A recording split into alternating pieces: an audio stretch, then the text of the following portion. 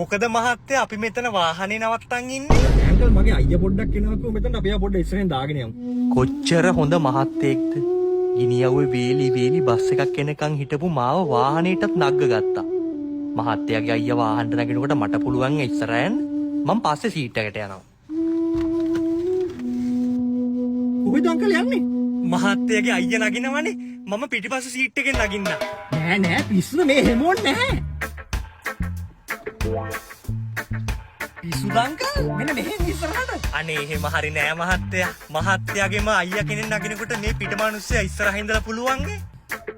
කොහොම යන්න බෑ අංකල්. එන්න ඉස්සරහට නගින්න.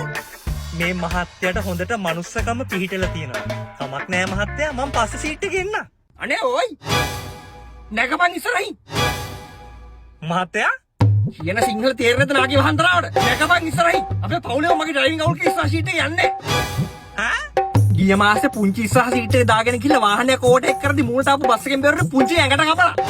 ඈ වාහනේ ෆුල් කන්ඩෙම්. එතකොට පුංචි ගැන අහන්න එපෝයි. එයා කොහේ හරි ඉඳන් අපි දිහා බලාගෙන ඇති. ඈ නැගපන් වා ඉස්සරහින්. කොටවන යකෝ මගේ අයියෝ මරා ගන්නද?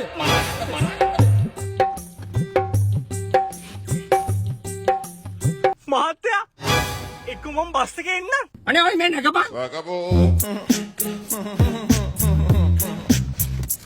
Acabou.